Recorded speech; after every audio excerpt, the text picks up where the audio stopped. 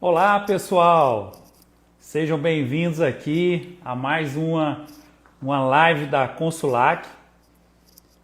Hoje nós vamos tratar aqui de assuntos de verdadeiramente relevância para você. A gente vai tratar hoje sobre higienização, né? É um assunto muito importante, tem a sua importância com certeza muito grande. Por quê? Porque ele interfere em qualidade do produto, interfere em rendimento dos produtos e por isso é tão importante a gente falar sobre higienização, né? Eu estou aguardando aí o pessoal começar a entrar para a gente poder dar continuidade aqui nesse assunto. Hoje a gente quer abordar algumas situações referentes à higienização, né? Quais são as necessidades, o que a gente tem de importante para a questão da higienização. E a gente vai tratar de higienização tanto de utensílios quanto de equipamentos. Quais são as importâncias dessa higienização para o processo de fabricação de queijo mussarela, né? O pessoal já está aí entrando, eu quero começar aqui falando com vocês. Primeira coisa, por que é importante o processo de higienização? O que ele traz de mais importante para a gente? A gente sabe que como a gente trabalha com alimentos, a gente tem um meio que propicia muito desenvolvimento bacteriano. E isso prejudica com certeza a nossa produção. Então, quando a gente faz uma higienização adequada, o que a gente consegue fazer com isso? A gente consegue reduzir, né, essas possibilidades de contaminação através de uma higienização adequada. Isso é muito importante, pessoal, para quem quer produzir queijo mussarela com qualidade e também com rendimento. Porque o que acontece? Uma vez que você não faz uma higienização adequada, o risco para que alguma falha no seu processo de fabricação seja suficiente para alterar o seu resultado de rendimento é muito grande. Então é para isso que a gente faz a higienização e a gente dá tanto crédito para essa questão da higienização, né? Mas vem um conceito que é interessante. Quando a gente fala higienizar, muitas vezes a gente pergunta para o pessoal, o que é higienizar? Alguns falam para mim assim, higienizar é limpar aquela mesa, né? Já começou errado, né? A gente tem diferenças. O que é higienizar e o que é limpar? Primeira coisa que a gente precisa ter na cabeça é que existem diferenças. Limpar, normalmente a gente limpa aquela superfície, aqueles resíduos grosseiros de qualquer superfície. Isso é uma limpeza. Mas quando a gente fala higienizar, é diferente. Higienizar é um conceito que a gente usa os procedimentos de limpeza mais sanitização.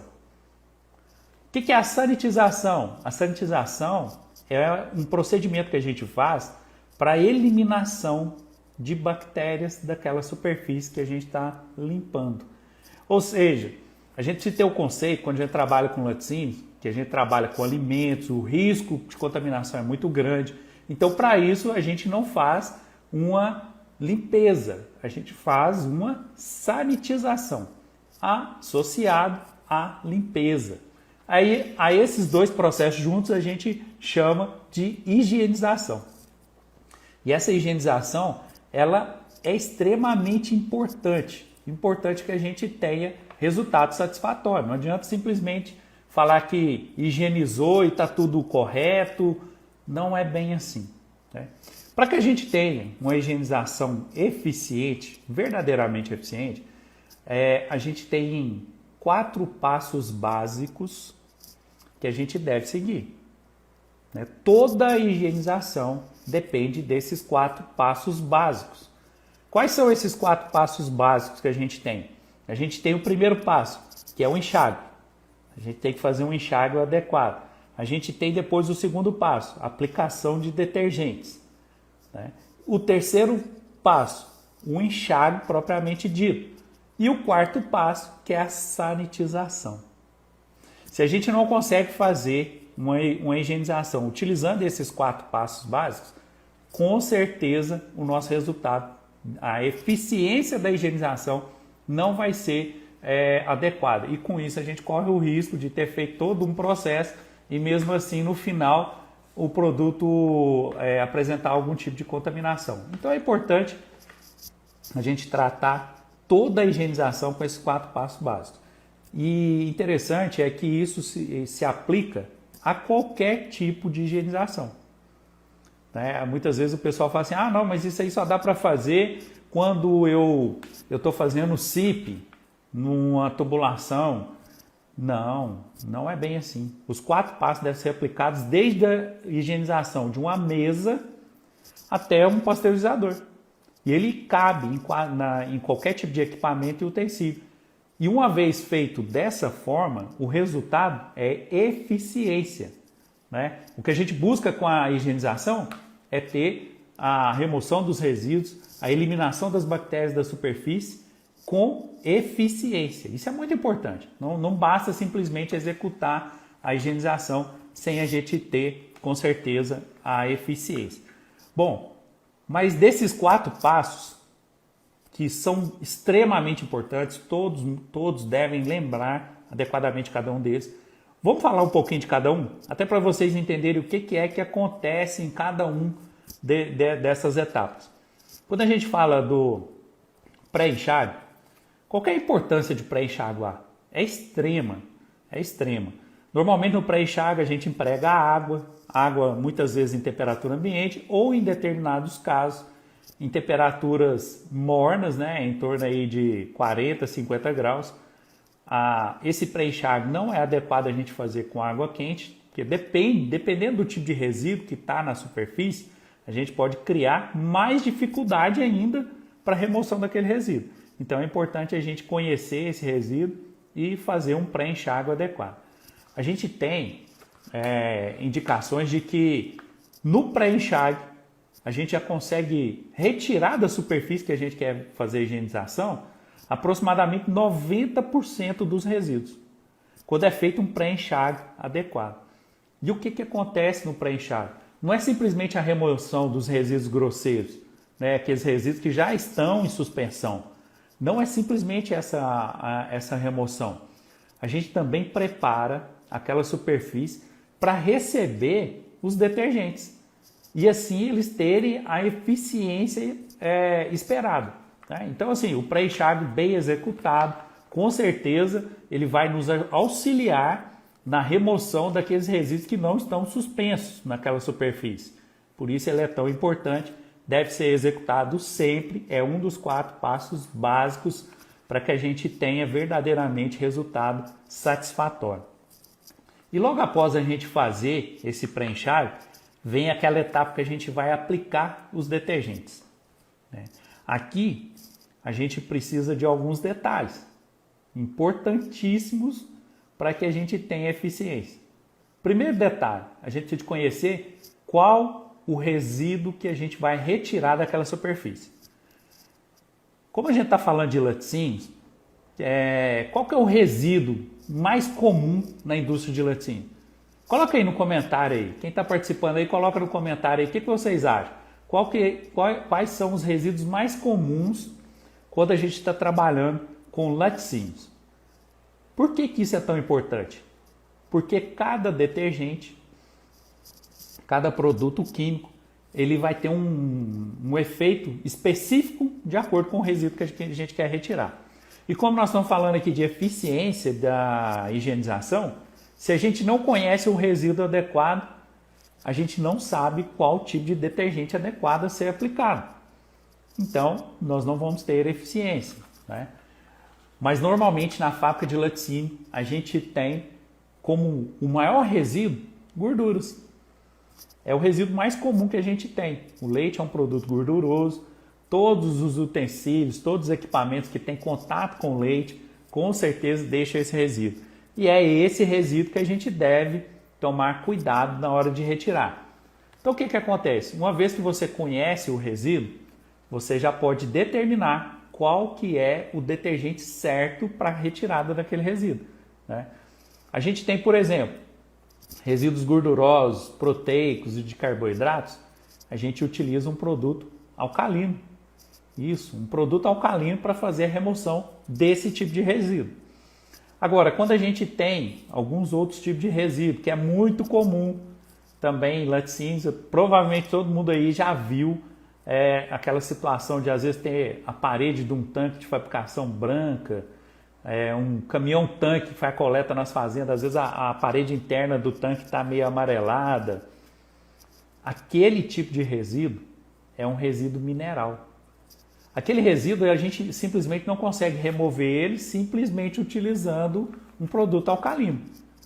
Para esse tipo de remoção, a gente tem que utilizar um detergente ácido.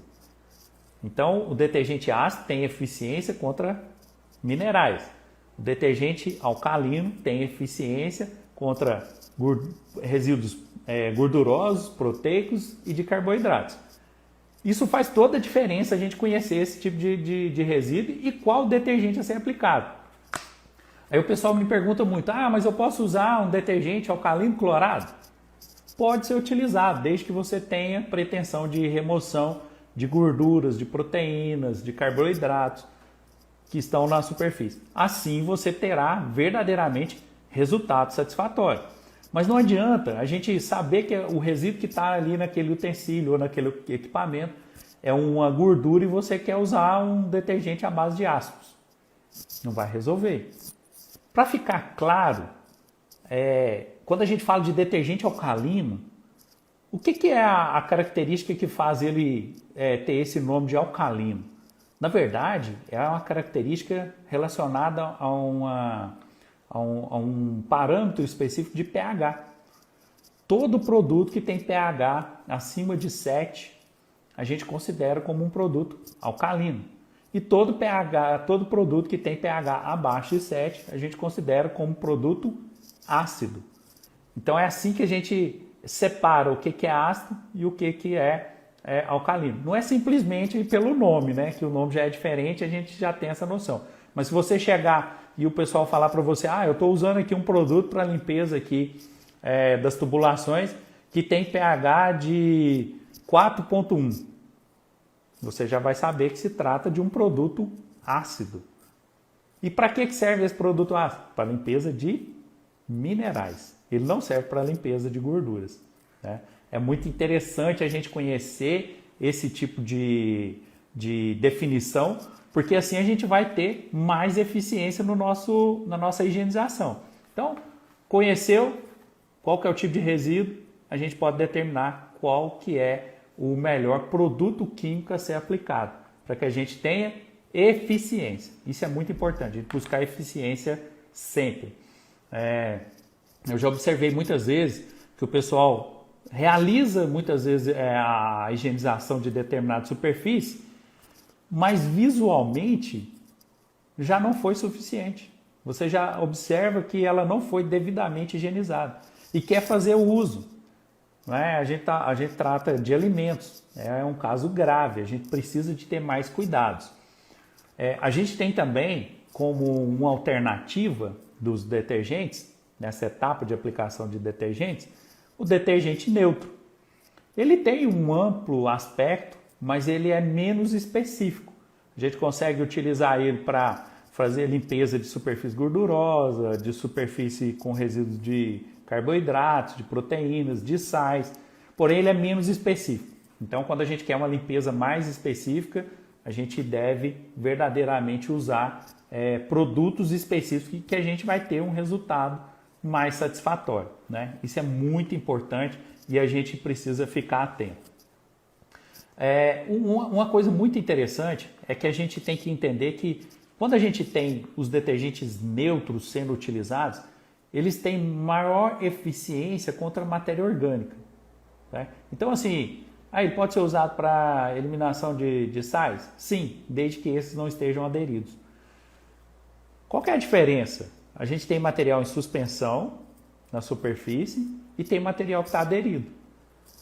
Qual que é a diferença de tudo isso? Por exemplo, quando a gente tem sais minerais num tanque de coleta de leite, né, o tanque a granel, normalmente é os sais minerais, se a gente não está fazendo uma higienização com eficiência, eles vão se aderindo ali à parede do tanque e vai ficando com aquela coloração amarelada, né? Se a gente utilizar um detergente neutro para fazer a limpeza, abrasiva mesmo, esfregando, a gente vai conseguir limpar. Agora imagina a situação, é o mesmo tipo de resíduo, mas num pasteurizador a placas, né? Porque ali no pasteurizador ocorre até mais produção de resíduos, porque a gente aquece o leite. Então parte dos minerais tende a se desprender e prender na superfície de contato ali as placas do pasteurizador. E se a gente for fazer a limpeza dessa placa do pasteurizador com um detergente neutro, a gente não vai ter eficiência. Entendeu a diferença? Quando a gente tem ou não tem eficiência, a gente deve conhecer o resíduo, o tipo de produto químico que a gente pode utilizar e, além de tudo, a gente deve ter pleno conhecimento da forma adequada de se utilizar, né? Porque senão não tem eficiência. Infelizmente vai ser perdido, simplesmente perdeu tempo, a gente não conseguiu ter eficiência. Na higienização, a gente pode ter a necessidade de utilizar algum tipo de utensílio a mais. Por exemplo, quando a gente faz a higienização manual, a gente tem uso, por exemplo, de escovas, de vassouras, né, de algum tipo de utensílio para ajudar naquela esfregação que o pessoal acredita que... Qual que é o objetivo? O que vocês entendem com o objetivo de esfregar? É porque o resíduo está aderido. Então a gente precisa de uma ação mecânica.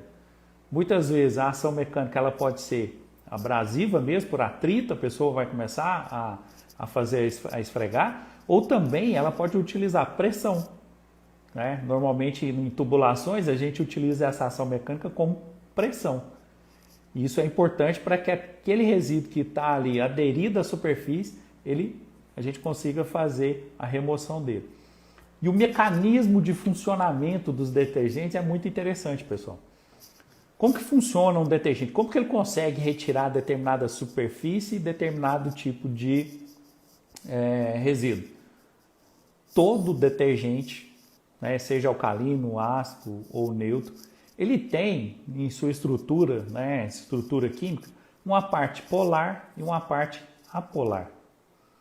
Quando a gente tem um resíduo, o resíduo é a mesma coisa. Matéria orgânica tem parte polar e apolar. Então, quando a gente traz aquele detergente para a superfície que tem resíduo, os opostos vão se atrair ali naquele momento, né? Polar com apolar, e a gente consegue fazer com que o resíduo seja todo envolto pelo composto do nosso detergente. E com isso, ele fica em suspensão. Essa suspensão, quando a gente vem com a água para fazer um enxágue, por exemplo, é que a gente retira o resíduo. Então, o mecanismo de ação é muito interessante, né? Vem um mecanismo ali de atração, envolve química, envolve física, e assim a gente consegue fazer a higienização adequada da superfície, né? É muito interessante isso. E a gente sempre precisa de lembrar que a gente precisa de eficiência. Eu vou cansar de falar isso aqui com vocês. Eficiência. Higienização, ela só é adequada se tem eficiência. Se a gente realmente conseguiu eliminar os resíduos que a gente deseja eliminar da superfície e se a gente conseguiu eliminar as bactérias prováveis de estarem ali naquela superfície. Então, essa é com certeza a nossa maior importância quando a gente fala de higienização. E a gente também tem aquele terceiro passo, que é o enxágue. O enxágue, ele é de extrema importância para a remoção não só dos resíduos que estão em suspensão, porque o detergente que a gente utilizou colocou esses resíduos em suspensão, mas também para a remoção do próprio detergente que a gente utilizou. Porque se tem um pouco a mais de detergente naquela superfície, ele precisa ser removido. A superfície tem que estar limpa, né? Ela precisa estar completamente limpa Para quê? Para que a gente faça o quarto passo da boa higienização, que é a sanitização. A sanitização, que é aquela eliminação das bactérias, né, ali naquela superfície, é muito importante, é muito importante. A gente só tem higienização quando a gente tem esses quatro passos. Não adianta só remover os resíduos e enxaguar, a gente precisa sanitizar. Isso quando a gente está tratando de indústria de alimentos. A gente tem uma pergunta aqui do Julião Abraão, ele está perguntando aqui, ó, Juliano Abraão. Existe alguma alternativa de detergente alcalino clorado com um custo menor, com um custo melhor e que atinge eficiência semelhante? Olha só, Juliano, os detergentes alcalino clorados são eficientes, né? Desde que aplicado de maneira correta e na superfície correta para o resíduo correto. Então é isso que a gente precisa ficar atento. O detergente alcalino clorado é muito interessante, né? Porque além do poder do produto alcalino, né, que remove gorduras, proteínas e carboidratos, a gente tem o poder de atuação do cloro, né, que o cloro também ajuda na eliminação desses resíduos, né, e potencializa o resultado do detergente alcalino. Porém, essa questão de eficiência não depende basicamente do produto, depende da aplicação correta. Se a gente tem uma superfície com resíduos que estão bastante aderidos, mas a gente quer simplesmente aplicar o produto e depois enxaguar, não vai resolver. Então a gente precisa de aplicar o produto, fazer a ação mecânica, esfregar ou fazer por pressão mesmo e depois enxaguar. Então a eficiência está muito ligada também à metodologia de uso. Como que você está fazendo a higienização?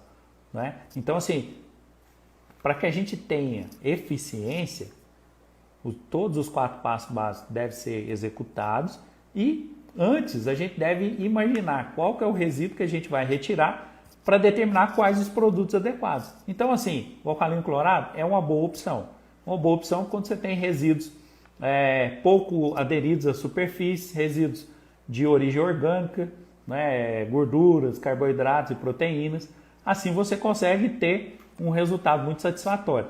E o próprio detergente alcalino também vai ter resultados contra isso. Um detalhe muito interessante, Juliano, quando você estiver fazendo a higienização, é o pré-enxágue, né? O pré-enxágue, com certeza, em temperatura morna, né? A gente pode colocar aí uma temperatura entre 40 e 50 graus, vai ajudar muito na eficiência da higienização que você tanto deseja aí. Aí o seu detergente vai ter facilidade de remoção dos resíduos e você com certeza não vai ter problemas. Bom, continuando aqui, a gente tem o quarto passo, que é a sanitização, eliminação de bactérias. Pessoal, os detergentes, eles são alcalinos, básicos, ácidos. E muitas vezes o pessoal me pergunta assim, mas eu usei uma soda. Isso não é suficiente para eliminar as bactérias? Não, não é suficiente. É para isso que a gente tem essa etapa de sanitização, né? Apesar de a aplicação de soda, de ácido nítrico, por exemplo, ser bastante importante, elas têm função específica, igual a gente já falou aqui. Elas vão retirar resíduos, né, de gorduras, proteínas, carboidratos, sais minerais. Esses vão ser as aplicações para soda e para ácido. Porém, eliminação de bactérias, a gente precisa de meios específicos para isso. E esses meios, eles podem ser tanto químicos como físicos.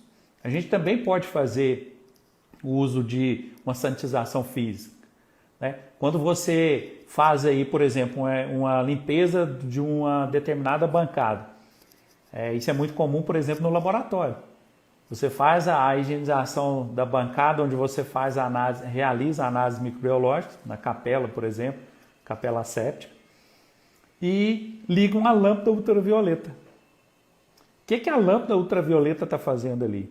Você acabou de limpar aquela superfície e a lâmpada está fazendo a sanitização. Ela está eliminando as bactérias naquela superfície. né? E assim a gente pode fazer nos nossos processos, né? O uso também de calor é outro meio físico de sanitização, né? É interessante que a gente trabalha em laticínios, a gente tem à disposição o vapor, né? O vapor é um meio físico de sanitização, muito eficiente, porém tem desvantagens, né? Isso a gente tem que deixar claro. Tanto a radiação ultravioleta quanto a aplicação de calor, elas vão reduzir, com certeza, a carga bacteriana em determinada superfície. Mas a gente tem dificuldades para que isso seja efetivo, ou seja, sem eficiência, né? Por quê? Porque a radiação, ela também é danosa para a nossa pele, então é difícil de se aplicar, normalmente se aplica somente em locais mais fechados. No caso do vapor, para que a gente tenha uma eficiência adequada, a gente precisa de aplicação de vapor, por exemplo, numa determinada superfície, por no mínimo 5 minutos. Isso traz um transtorno muito grande no processo, né? Traz transtorno para o ambiente vai ficar muito mais quente. Então, servem como instrumentos de sanitização, porém não são aplicáveis, tem dificuldade, a gente tem dificuldade para aplicar. É por isso que a gente normalmente utiliza a sanitização química, que é mais fácil de ser aplicada e tem tanta eficiência quanto a lâmpada ultravioleta, quanto o vapor, né?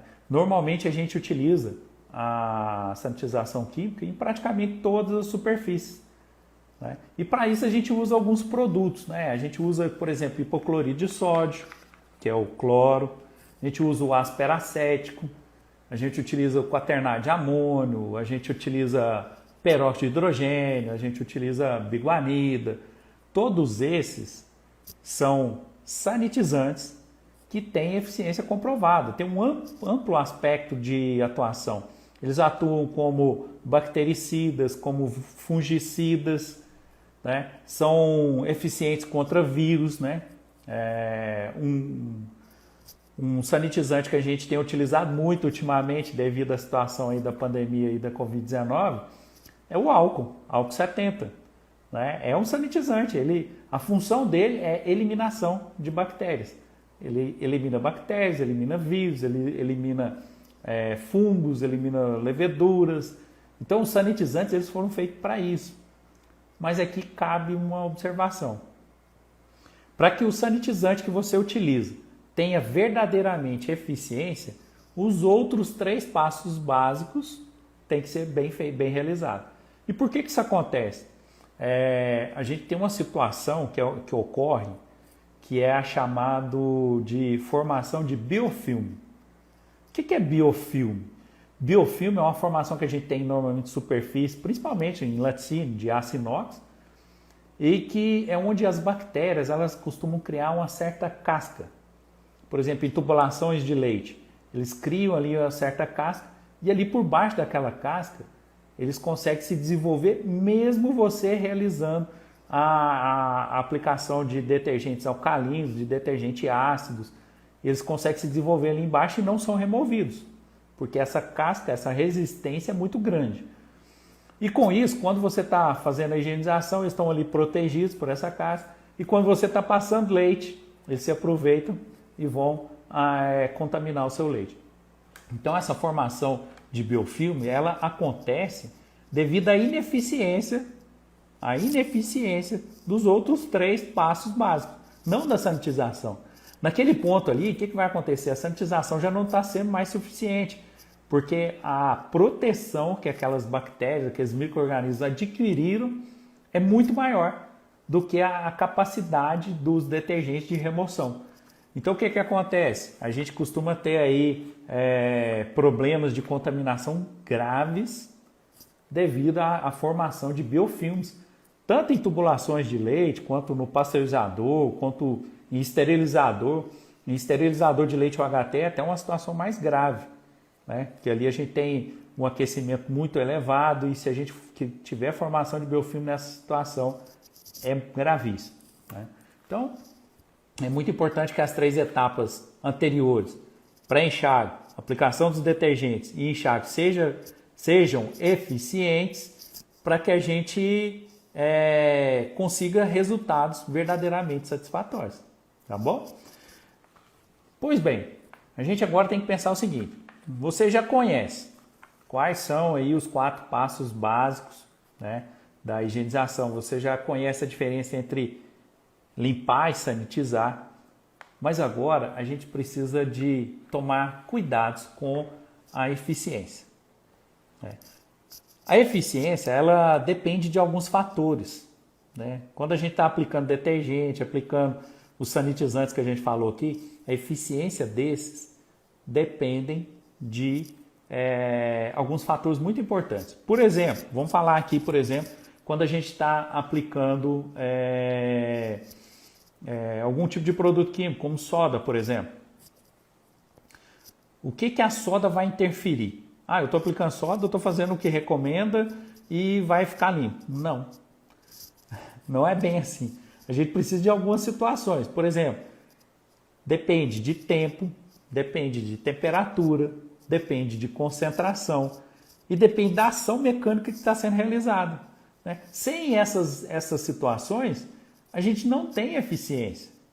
Por isso é tão importante a gente verdadeiramente conhecer os resíduos para que a gente possa determinar qual o melhor produto e assim a gente saber quais os detalhes desse produto, né? E por que é importante o tempo? O tempo de aplicação, por que ele é importante? Porque toda reação química ela tem tempo para ser executada. Então eu falo muito isso quando eu vejo o pessoal fazendo, por exemplo, uma higienização de parede em laticínio. Eu já tive fábricas que o pessoal começava a limpar a parede e com um balde do lado, uma mangueira aberta, e ele já colocava ali uma mão no balde, já esfregava a parede e vinha com a outra com a água. Falou, não tem eficiência, né? O produto químico que você aplica, ele precisa de tempo de atuação. Sem tempo de atuação, a eficiência dele diminui muito, né? Então, essa é a importância do tempo. E a temperatura? Por que a temperatura é importante? A temperatura é importante porque em reações químicas, a temperatura adequada ativa determinados compostos. Ativando esses compostos, a gente tem mais eficiência naquele procedimento de higienização que a gente está realizando. Então é por isso que é tão importante, né? E a concentração? Por que ela é tão importante? A concentração, porque para acontecer uma reação química, ela precisa de ter uma concentração adequada para reagir com a quantidade de resíduo. Porque se você tem mais resíduo e menos produto ativo, né, o princípio ativo que a gente vai utilizar, menor eficiência. Você vai conseguir remover parcialmente os resíduos e não na sua totalidade, como é o objetivo, né? Aqui a gente tem aqui, ó, o Emerson está perguntando aqui para a gente aqui, ó, se eu usar soda no monobloco, vai interferir no Teflon? O que acontece? Interfere muito pouco, desde que a soda seja colocada em concentração baixa. Qual que é essa concentração baixa? A que o seu fornecedor indica, né? O seu fornecedor de equipamento, não o fornecedor de produto químico, fornecedor do equipamento. Porque o fornecedor do equipamento ele tem conhecimento das características do produto, né? Ele tem conhecimento das características do Teflon que ele aplicou. Então ele pode te dizer certamente se você aplicar soda ali na superfície com Teflon, se vai ter algum risco ou não. Normalmente, Emerson, a gente aplica, né, concentração baixa de soda, no máximo 0,5%, e em temperatura ali na faixa de uso do equipamento, né, de 70 a 80 graus. Aí a gente já consegue ter uma eficiência, mas consulte o fornecedor do seu equipamento, para que ele te dê a garantia que você deve fazer esse tipo de higienização.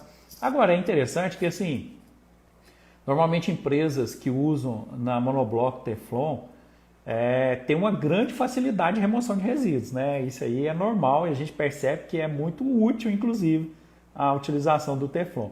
Então você pode fazer uma aplicação do detergente manualmente que já tem uma eficiência muito grande, né? Pode ser um detergente alcalino clorado, que você já tem uma eficiência muito grande. E em algumas situações a gente pode fazer o uso sim da soda em concentração mais baixa, temperatura de acordo com a recomendação do fabricante, para você ter resultados mais satisfatórios. Mas normalmente pode se utilizar. Consulte o seu fornecedor para que você não seja surpreendido. Isso aí eu já observei situações, Teflon de baixa qualidade. A aderência do Teflon foi muito baixa. E o que aconteceu? A empresa foi fazer uma limpeza na monobloco, colocou soda e o Teflon começou a se soltar. Então é por isso que eu falo da gente avaliar junto ao fornecedor, porque tem fornecedor que tem garantias disso e tem fornecedor que não te dá garantias disso. Ou seja, Teflon de baixa qualidade, tá certo? Então, essa concentração é tão importante, né, a concentração do produto, para que a gente tenha quantidade de princípio ativo suficiente para a remoção dos resíduos que a gente tem naquela superfície. E um outro ponto de muita importância, né, muita importância para a eficiência, é a ação mecânica. Né? Essa ação mecânica, qual que é a importância? Quando a gente tem resíduos bastante aderentes, não adianta você ir lá simplesmente esfregar. Você precisa de uma ação mais contundente, uma pressão maior para retirar desses resíduos. Isso acontece muito em higienização de tubulações, onde a gente precisa de ter atrito. Né? A limpeza está em circulação e a gente precisa de atrito, porque senão não tem eficiência. Tá certo? E outra situação que é muito importante para a gente obter um resultado satisfatório é a gente escolher o método adequado de higienização. Né? Muitas vezes a gente peca de não conseguir fazer a higienização adequada de determinado equipamento porque usou um método inadequado. Por exemplo, a gente vai fazer uma higienização de imersão. Não tem como a gente fazer uma imersão de um tanque de fabricação de queijo. Né? Pelo menos externamente não. Né? Internamente a gente pode encher o tanque e fazer a limpeza por imersão. Mas vocês concordam comigo que isso não é satisfatório? Né? Por que você vai encher um tanque sendo que você não tem necessidade de fazer isso? Vou encher um tanque de fabricação e vou colocar soda e isso vai limpar. Não, a escolha do método é muito importante. Por exemplo, se a gente enche um tanque de fabricação, coloca soda e coloca formas de molho, a gente está tendo um método eficiente de higienização das formas. Então, assim, o método, ele traz um resultado importante. Né? A gente tem método, por exemplo, de imersão manual, a gente tem método de imersão com pressão, né? E um método que eu quero conversar com vocês aqui agora e que é muito aplicado é o método de limpeza por circulação, que é o CIP. Né? É engraçado que eu cheguei numa empresa para fazer uma consultoria e o pessoal falou assim comigo assim, eu aqui faço o CIP. E eu fui ver lá o registro dele como CIP, né? Tava lá SIP.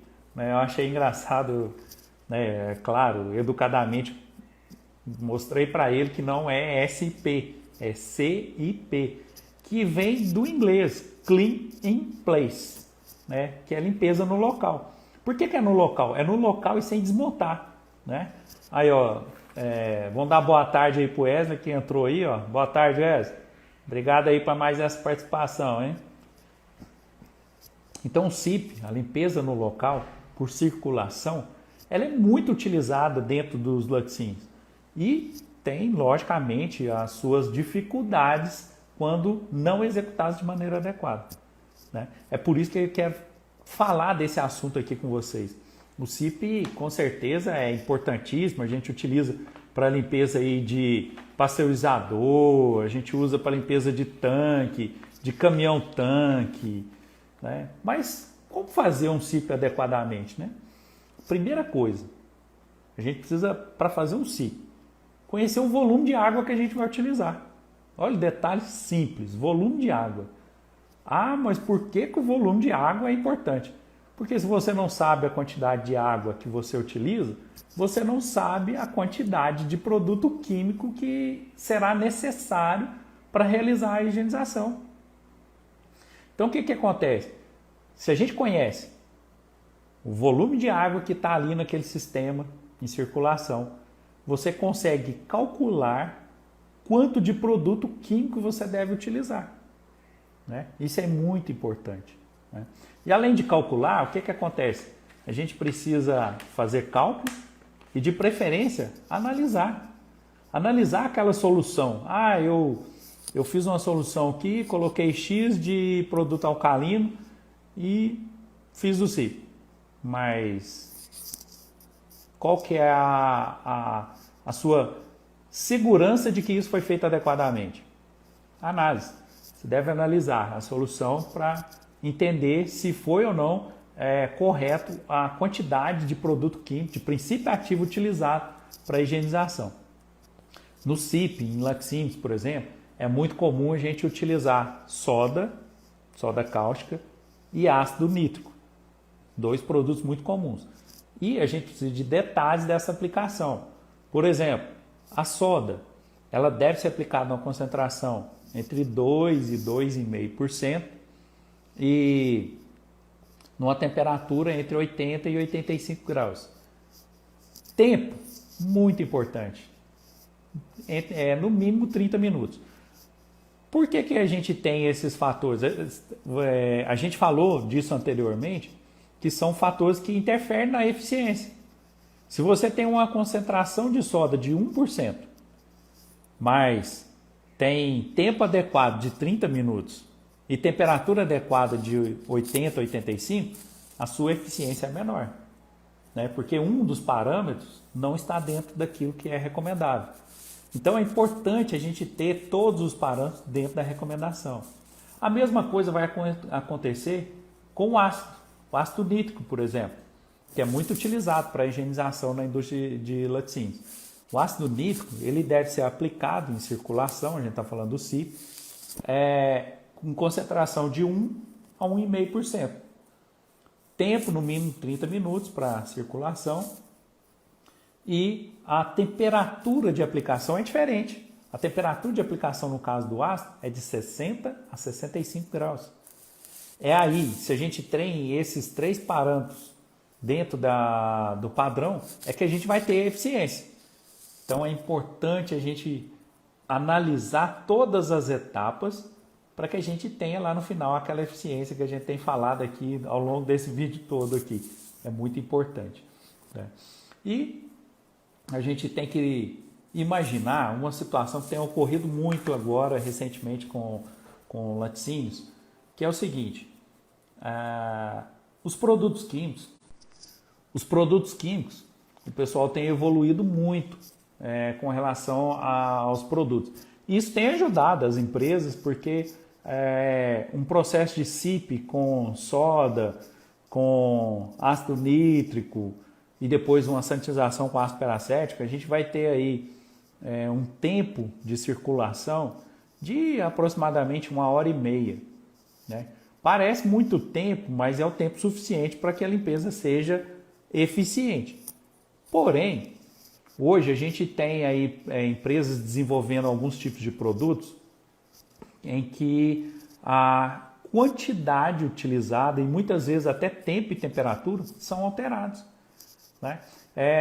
O pessoal precisa ficar atento a isso. Então, cada empresa, cada fornecedor de produto químico hoje, ele tem o seu produto formulado.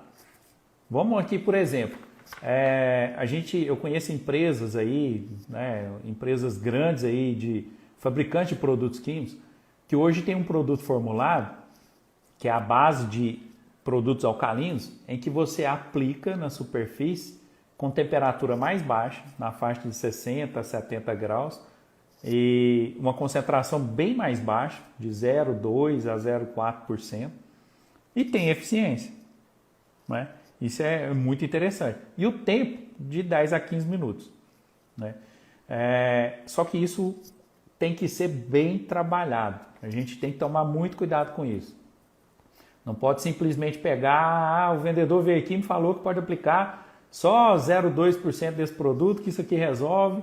Não é bem assim. Tem que tomar muito cuidado com o produto formulado. Produto formulado, por que a gente fala formulado? É porque além do princípio ativo básico, no caso de um produto formulado alcalino, ele tem soda na sua composição, assim como teria a soda que a gente utilizasse no CIP, mas ele tem outros produtos químicos que são facilitadores, são catalisadores do processo de limpeza, né? Da limpeza daquela superfície, remoção dos resíduos. Então, eles vão facilitar, normalmente são tensoativos, aniônicos, catiônicos, de acordo com cada produto. O que eles fazem?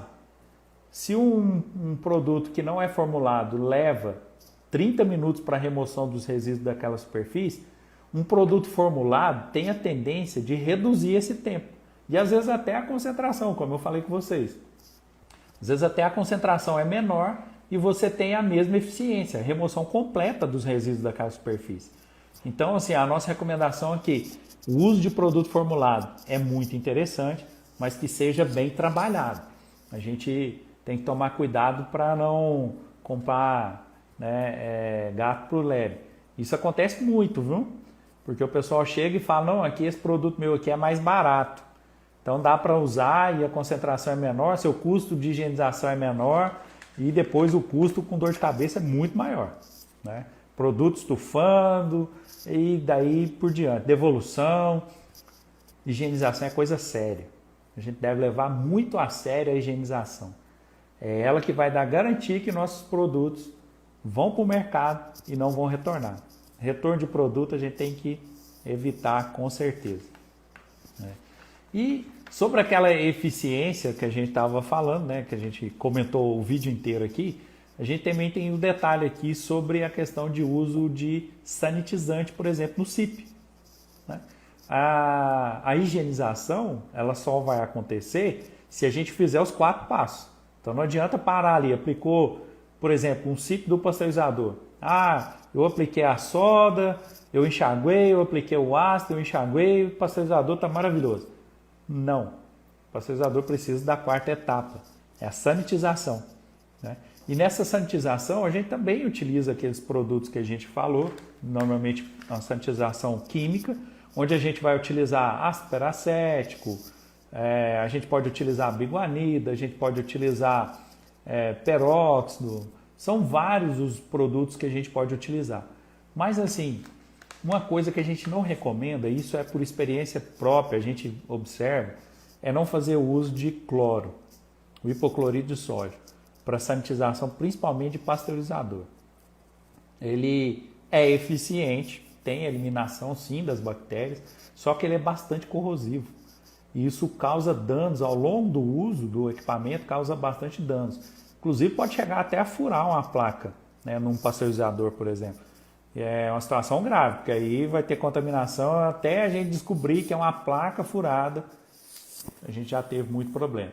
Então a gente não recomenda. No caso do pasteurizador, a recomendação é que se use, por exemplo, ácido peracético. Muito eficiente, concentração muito baixa de uso, entre 0,1% e 0,2%, e tempo baixo também, entre 10 e 20 minutos. Entre 10 e 20 minutos de aplicação do ácido peracético, você já tem um resultado maravilhoso com relação à eliminação das bactérias.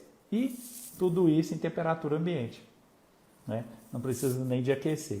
Então, assim, são situações e situações que a gente tem que verdadeiramente ajuda muito na eficiência da higienização. E um detalhe interessante, quando a gente fala de CIP, por que a gente faz primeiro a circulação da solução alcalina e depois a gente faz a circulação da solução ácida, né? Muitas pessoas já me falaram assim, não, eu hoje vou fazer o ácido. Aí ele deixa de fazer o alcalino e faz só a limpeza ácida, circula só o ácido. É outra situação, está errado, né? O correto a gente vai fazer um CIP, a gente tem que fazer a solução, primeira limpeza, a primeira limpeza, o primeiro produto que a gente tem que aplicar, produto alcalino. Depois, enxágue, produto ácido. Ah, mas isso aí tem que ter uma justificativa. E tem, e ela é muito clara com relação a isso. A gente pode observar, se a gente observasse numa tubulação de leite, por exemplo, o primeiro resíduo que se adere é o resíduo mineral. Né? São resíduos minerais que se aderem na tubulação. E depois a gente vem ali com a aderência ali de resíduos proteicos, gordurosos, que fica mais numa camada mais superficial. E quando você vai fazer a aplicação dos produtos no CIP, aquele produto que está mais superficial é o primeiro que tem que ser retirado. Então, se a gente faz uma aplicação de ácido antes de uma aplicação de produto alcalino, o que acontece? A gente não consegue retirar todo o produto ácido, porque ele vai estar numa camada mais interior. E o produto os resíduos que estão mais superficiais, eles não têm o ácido não tem aquele poder de arraste, de retirar eles. Por exemplo, não vai ter poder de retirar gordura. Aí talvez a gente consiga uma pequena remoção de gordura pela temperatura, né? Porque a gordura tem essa facilidade de ser retirada da superfície pela temperatura, só que vai ficar resíduo, e principalmente o resíduo mineral que está ali aderido. Aí quando a gente entra com o alcalino, que foi uma maneira errada, né? Passa o ácido primeiro, depois o alcalino, aí o que vai acontecer? O alcalino não vai retirar o resíduo mineral, ele vai retirar aquele resíduo de gordura, de proteínas, de carboidratos que está ali superficialmente e não vai retirar. Então, o interessante é fazer o uso do produto alcalino primeiro, porque a gente vai ter a retirada daquela camada mais superficial de gorduras e proteínas e carboidratos, e depois a gente faz a aplicação do ácido para retirar aquele resíduo que ainda está ali na superfície, mas que é de origem mineral. É por isso que tem que ter essa sequência. Não adianta a gente fazer na sequência anterior, que a gente só vai ter ineficiência do processo. E isso é muito grave, né? Não é o que a gente quer para o nosso processo. A gente quer eficiência da higienização, tá bom? A gente tem aqui mais uma pergunta aqui do Emerson. Eu uso o pasteurizador todos os dias e só faço o CIP com ácido nítrico três vezes por semana. Isso está correto ou tem que usar todos os dias? Olha só, Ernst, isso aí depende muito do volume que você processa. Né? Existem situações em que o volume é muito pequeno, ou seja, a produção, o desprendimento de sais minerais para as placas do pasteurizador é pequeno. Então, com isso, não tem a necessidade de você fazer todos os dias. Né? Dá para fazer um dia sim e um dia não, por exemplo. Mas, por exemplo, se você processa um volume maior de leite, né, por exemplo, aí, e não depende tanto do volume, eu estou falando aqui de volume porque a gente considera um pasteurizador de vazão média de 5.000 litros hora. Mas, por exemplo, se o seu pasteurizador é de 1.000 litros horas e você processa 5.000 litros, é muito tempo de uso do equipamento. Então você teria sim que fazer a higienização com soda e com ácido nítrico, por exemplo, todos os dias. Mas, por exemplo, se você tem lá os mesmos 5.000 litros para processar no dia, mas tem um equipamento de 5.000 litros hora, você faz uso dele 1 hora por dia. Né? Não justifica você fazer pouco tempo para desprendimento de sais minerais. Então não tem justificativo para você fazer, por exemplo, a higienização utilizando a soda e o ácido todos os dias. Então, assim, isso tem as variáveis, mas coloca sempre em mente o seguinte: se o tempo de uso do seu equipamento é longo, ultrapassa, por exemplo, as 5 horas de processo, com certeza você deve fazer a utilização de soda alcalino, né? Um produto alcalino à base de soda, por exemplo, e também um produto ácido, normalmente ácido nítrico. Então, é muito importante você ter isso em mente. Né? Tá mais relacionado ao tempo do que a quantidade de leite, mas ao tempo de uso do equipamento. Porque quanto maior o tempo, maior o desprendimento de de sais minerais e maior adesão ali, aderência, né, às placas do pasteurizador. Realmente é uma situação grave, tem que ser bem avaliado para que você não tenha, principalmente, formação de biofilme devido a isso, né? Eu falei de biofilme e eu quero deixar aqui para vocês. Mas aconteceu, eu tive uma situação de biofilme numa tubulação, já não tenho o que fazer, o que eu faço? Normalmente, quando a gente tem desenvolvimento de biofilme nas tubulações, a gente consegue fazer a remoção, né? Mas normalmente vai ter que ser utilizado um produto diferente, com a concentração de choque, para que a gente tenha verdadeiramente resultado. Normalmente, para controle de biofilmes, a gente faz a aplicação de ácido fosfórico.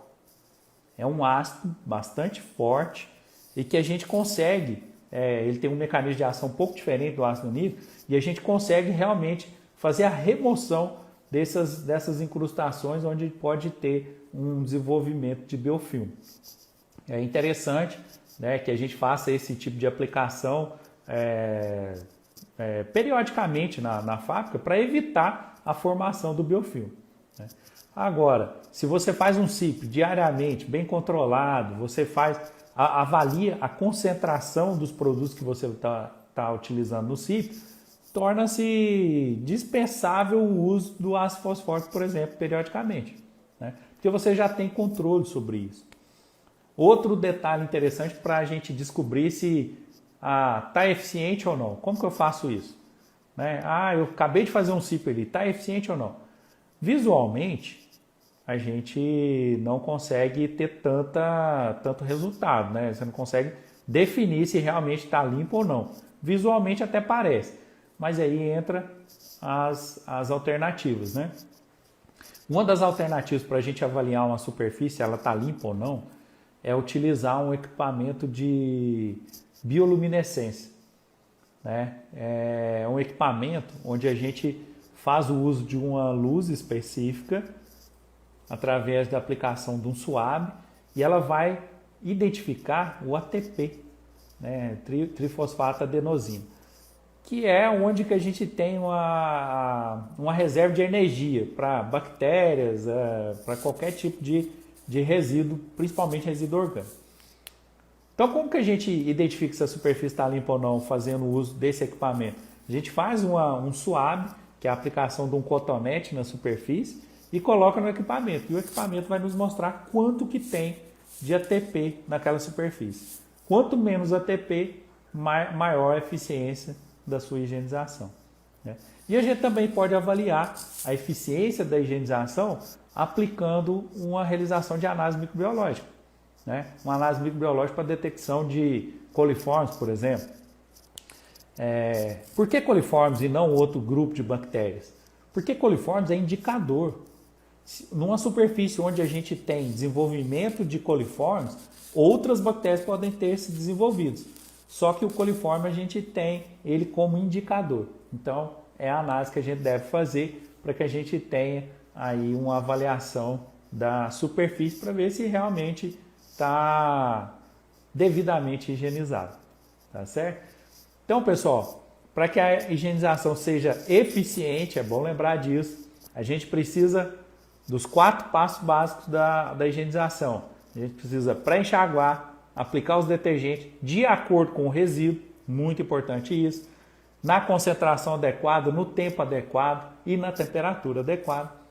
Depois a gente precisa fazer o enxágue total para remoção tanto dos resíduos da superfície quanto resíduos dos detergentes aplicados.